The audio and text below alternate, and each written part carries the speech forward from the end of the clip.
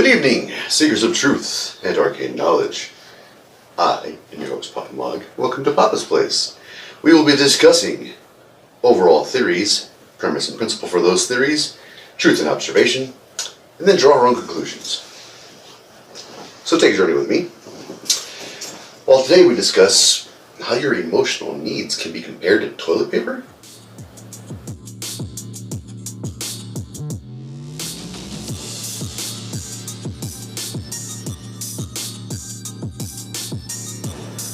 Let's get to the topic at hand, shall we? Here's where I draw this idea from. When you go to the bathroom, do you check for toilet paper? Are you aware that when you go into the bathroom that you're looking for toilet paper? Now in your home, you would probably say yes. I know there's toilet paper there because I buy the toilet paper and I use it, so I know when it's time to get more, etc., etc. But do you actively care when someone else is using the restroom and their toilet paper needs? It seems silly to be concerned about other people's use of toilet paper. Are they using too much? Are they using not enough? And make sure you're getting it all the way clean. I am very attentive to my needs, my emotional needs, based on a lot of shadow work and stuff that I've done. And I try to suggest it to my other friends, but I can only suggest my brand of toilet paper so long. It's one of those things where I don't fully understand why toilet paper needs commercials. Everyone's buying it.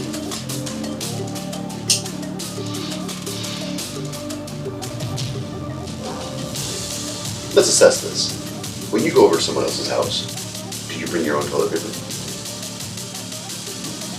Probably not. It's gonna be a little weird coming into somebody's house with toilet paper stuff in there. Oh, I just make sure I had enough. Likewise, you would not be looking at somebody else's toilet unless you were planning on using the toilet, thereby needing the toilet paper. Everybody knows in this life that, well, shit happens.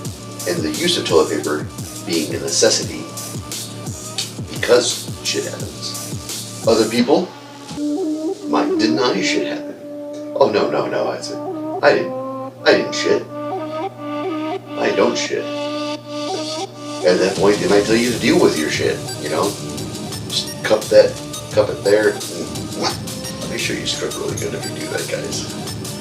Or the ever famous hot bagging.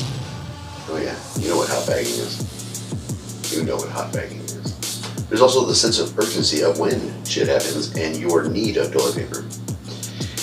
The more frantic of a state that you're in to use the restroom, probably less chance that you looked around for toilet paper, that you looked around to see if you were going to need toilet paper because you were so concerned about the task at hand. Or let's say you're driving. No one else is empathizing with you about your need to take a poop. I like to think I show my emotions on my face, so I guarantee you if I drive you on the highway and I need to poop, everybody knows it by the look on my face. It's usually this look.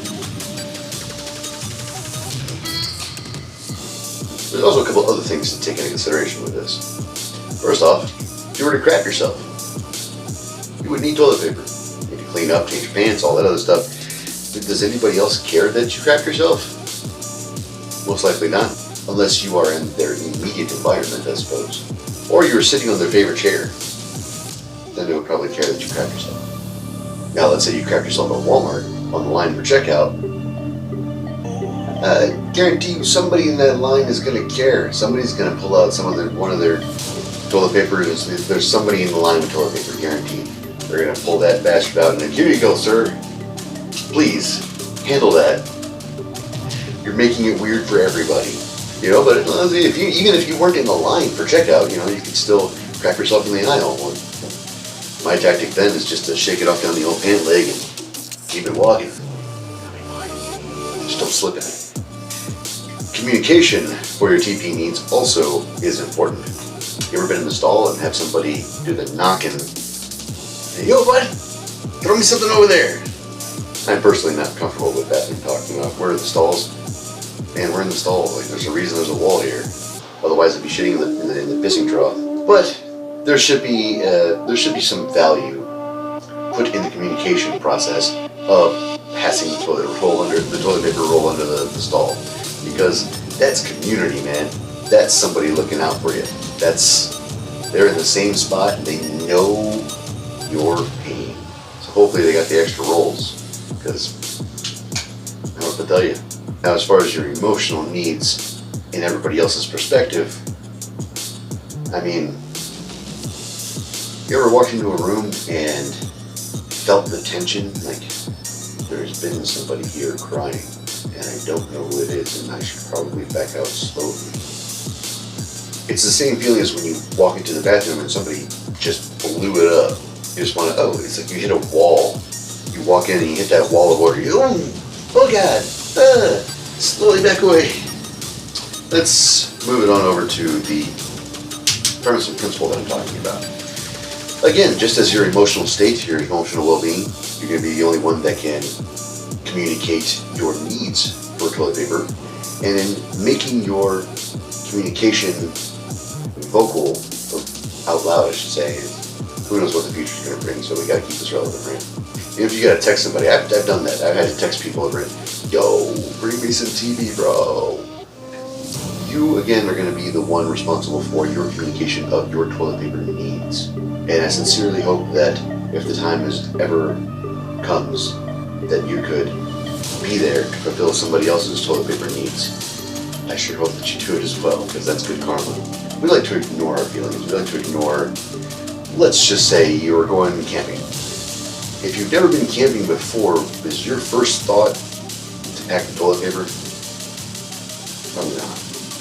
Not saying that it shouldn't be, just saying that there's a high likelihood that you didn't think about it for your first time. Go down in the comments and if you have forgotten toilet paper your first time camping, I would love to hear the story. You know, same with disaster relief. We don't see stories about FEMA, writing out toilet paper. You always see things like bottled water and blankets and stuff like that, but they never show a truck driver with a truck full of ass wipes. I've seen that once. Likewise, you don't see us packing up airplanes full of TP and then flying overseas to like Belize or Africa or something and trying to distribute toilet paper. That might be onto something. There's also platitudes in this, just like there is in everything else. If you are dealing with somebody who actively needs toilet paper, do you recommend a brand? Same thing can apply with these 800 numbers. If you are talking with somebody who is actively depressed or actively, might hurt themselves in a vulnerable state that might hurt themselves, is passing them off really the best thing to do? Is giving them an 800 number really the best thing to do? You can put it out for general public, especially if it's helped you before. But when you interact with a human soul, be a human soul. Just with everything else, there's a certain level of, you gotta make it happen. At an early age, your parents are expected to wipe your ass. In fact, they would be negligent parents if they didn't wipe your ass. However, you get to a certain age and you're expected to wipe your own ass. Regardless of where you're living, who you're living with, I don't care what your situation is. Wiping your own ass is very important. Learning to wipe your own ass is very important. So, like your intestine, let's put it all together and send that out the old crap chute, huh? Our emotional needs need more priority. There needs to be more focus on things like mental health breaks from work. Now, pushing for this does mean a certain level of personal responsibility needs to be accepted by the general public. If we look at the shopping cart theory, where the measure of morality that you have, the measure of good person that you are, is based on whether or not you put your shopping cart back into the corral. The corral is a courtesy. It's out in the parking lot. You don't have to walk all the way back to the store. You're also not required to do it. There's no policing people to do it.